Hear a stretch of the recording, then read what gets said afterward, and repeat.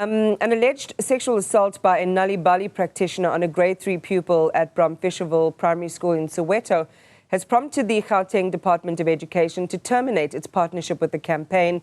It's understood that that incident happened on school premises last month. That employee was suspended and then later arrested. And it comes as the department continues to address the broader issue of sexual misconduct on minors within schools. There is another story that relates to Section 27, securing a maintenance order for a learner who was impregnated by an educator at school. And I'll pick up that conversation with the head of education rights at Section 27, Zeenat Sujee. Zeenat, good morning. And I say it with just a big sigh, really, because you heard the story that we just came out of in terms of the court appearance of 2 suspects in relation to the alleged rape of a 7-year-old. This story that we're talking about with you is about the repeated abuse of a learner by a person in authority, a person with whom the learner should have felt safe but was taken advantage of in the most insidious way. Tell us more about the circumstances around this maintenance story that you've been representing this learner on. Sure, thank you, Iman, and good morning to your listeners. Section 27 got involved in this case in 2022. A year before that, this learner fell pregnant with the same educator, and he had actually forced her to terminate that pregnancy.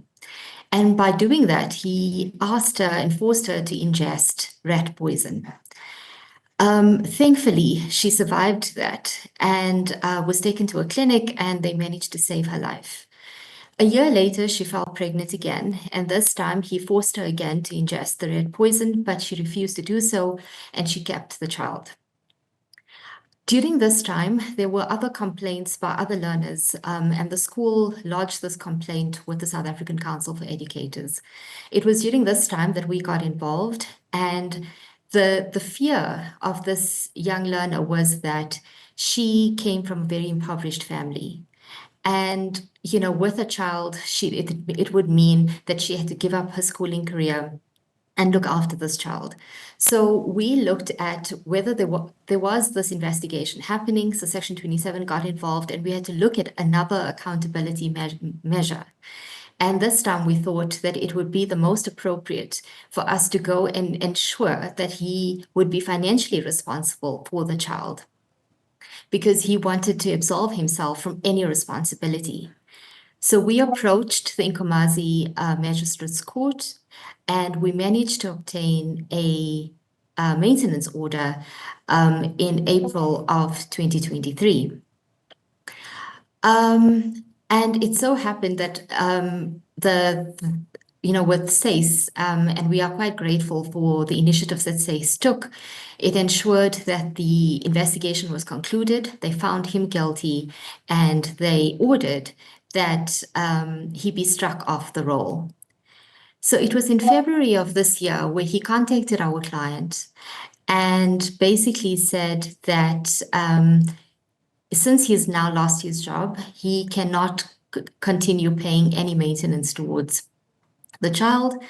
And in terms of the Maintenance Act, once you default, and because he was a government employee, he would be, he was entitled to a pension fund. Yeah. So in terms of the Maintenance Act, you could attach that. And that's what we tried to do, and that's what we did. So we returned to the Magistrates Court, and we managed to attach or interdict a part of his pension fund. Yeah, and this is all happening now in early April. So this is just recently, this is a few days ago, and you're back in court then in May to ensure that this money actually was then transferred. I think there's a certain amount that would have to be transferred in terms of owed payments, and then the outstanding amount would be paid over the next few years. But Zeenat, as you share the story, and for our viewers, the Nkomazi Magistrates Court is in Mpumalanga, so this case is happening there. It's the teacher and the learner. So it's such a chilling story, but the obvious question is, Zeenat, why was the teacher, who was confirmed to have had sex with the learner, not once, not twice, he's in a position of authority, this is in a school environment, why was he not criminally charged? So there was, our client thought of instituting it. At the time of the of the relationship, she was already a major, so statutory rape would not have applied. She then told us to actually that she wanted some kind of accountability from the education authorities. So I think that was our scope of intervention. And with SACE coming involved, they completed and conducted that investigation.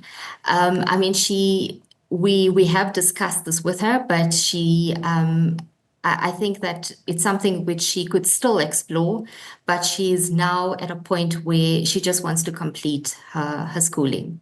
Because again, what has been engulfed here is also, but besides the mental health and the assault and the abuse, is that she's picked up HIV as well. Something that she's going to have to treat and live with as well for the rest of her life.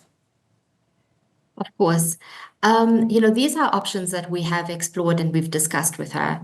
And I think for her, it's that, it's about just trying to get this, trying to deal with it. And I think that a lot of survivors, and this is the challenge that a lot of survivors face, is that the mental trauma that they go through and the secondary trauma, actually, that they go through with these cases, they feel a lot more dissuaded by going through the criminal route. Yeah. And I think that this also talks a lot about all of the stories that you are covering in these covering now, is that the lack of accountability, looking at the failures of the criminal justice system, the lack of political will by all authorities to deal with this, with dealing with sexual violence expeditiously, really does drain survivors. And this is why many survivors actually withdraw their cases. Yeah, because, I'm thinking about the accountability piece and whether, because as you pointed out right at the very beginning, she wants that financial, she wants an outcome of accountability, which is at least the ability to take care now of her child through the attachment of his pension. And I'm wondering if there was the potential for a hybrid solution where there was, criminal charges to bear, his pension could still be attached, and she could get as much justice and accountability for herself. But this is her choice. And maybe it's an invidious choice because, as you say, the criminal justice system is also not where it needs to be in being able to provide, the level of support or urgency that would have been needed. You mentioned the SACE, which is the Council of Educators, finding this man guilty of sexual misconduct and then striking him from the role. The National Child Protection Register now is a tool that's aimed at protecting children from abuse and exploitation. You have Part B, and what's important about Part B is that it contains the names of individuals who are found to be unsuitable to work with children. It's maintained by the Department of Social Development in terms of the Children's Act. How important is this register, Zeenat, and how effective has it been in keeping predators away from children? Yes, Iman, I'm grateful that you've raised this question. The Children's Act and Part B of the National Child Protection Register is a very important tool to ensure that our sexual predators remain off school. The vetting of educators is very important, and whether the department is actually doing this is questionable. Whether the South African Council of Educators is doing this is really questionable. I really do applaud the SACE for actually reporting this particular educator to the Department of Social Development to have him placed on the register. And this is, and the important thing with the National Child Protection Register is that it goes wider than just the criminal system, right? Which is very different to the National Register for Sex Offenders. And the importance here was that all educators should be vetted before they occupy or before they're employed at schools. Whether this is happening is, again, as I said, it's up for debate. The department should be doing this across the country, and also to ensure that that sexual predators remain off school, and also that further action should be taken if they are vetting. That it's important that if educators are actually found to be on this register, that they are immediately suspended or even dismissed. Yeah.